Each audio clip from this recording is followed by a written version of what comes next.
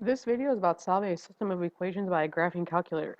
So because lines don't always have integers as y-intercepts and they're sometimes difficult to find their solution graphing, we're going to make our lives easier and we're going to use a calculator. Remember, when we're using a graphing calculator, we always need to have the equations in y equals form. So remember from first semester, we did this before a little bit. There are a couple steps to remember. So first, we're going to make sure that our equations are in y equals, which is function form.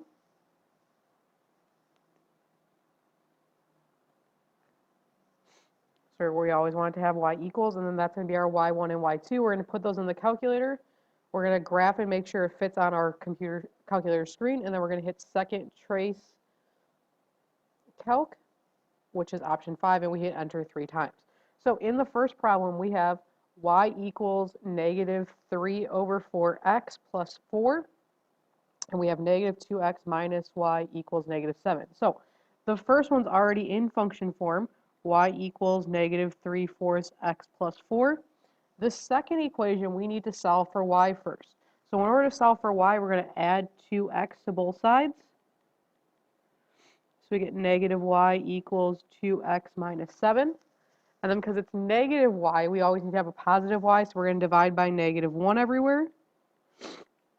And we get y equals negative 2x plus 7, which is our second function form equation. So now that we have these equations, we're going to turn to our calculator. We're going to hit the y equals button.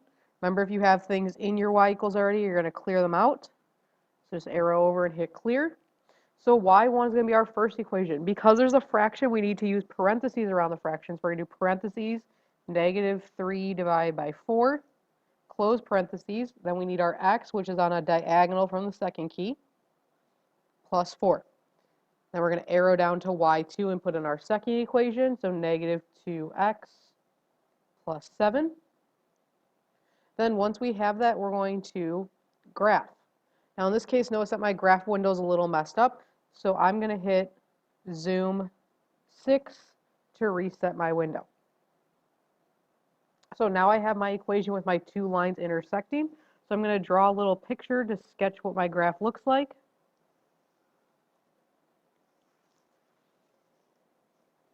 Remember, it doesn't have to be perfect. You should just have the intersection in the correct quadrant. So now I have my intersection point. I need to find what that point is. So I'm going to do second trace, which is our calc option. We're going to hit option 5 for the intersect and hit enter 1, 2, 3 times. And we get our intersection is 2.4 comma 2.2. So our solution would be 2.4 comma 2.2. So let's try another graphing. So in number 2, we have the equation 3x plus y equals negative 2 and 6x plus 2y equals 10. So the first equation we need to get into y equals form. So I'm going to subtract 3x from both sides.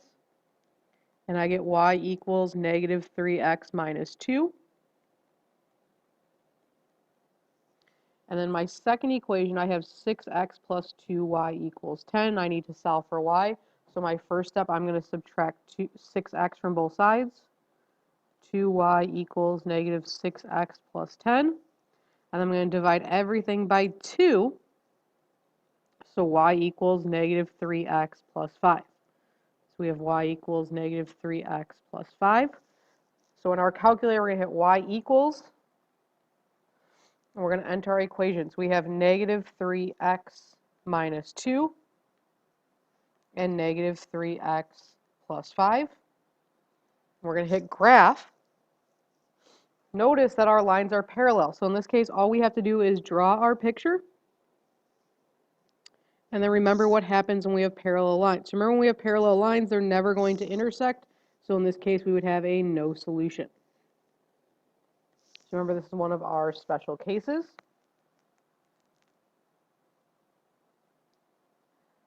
Number 3, I have negative 2x plus y equals 3. So to solve for y, I'm going to add 2x to both sides. Y equals 2x plus 3 is my first equation. And then my second equation, negative 4x plus 2y equals 6. So in order to solve for y, I'm going to add 4x to both sides. So 2y equals 4x plus 6. I'm going to divide everything by 2. So y equals 2x plus 3. So notice that these are the same equation. So when I go to put this in my calculator, 2x plus 3 and 2x plus 3. When I graph, notice that I have the lines overlapping each other because I have the blue line and the red line on top of it. So I just need to draw a picture of this. Remember, when I have overlapping lines, that's also a special case, so this would be infinitely many solutions.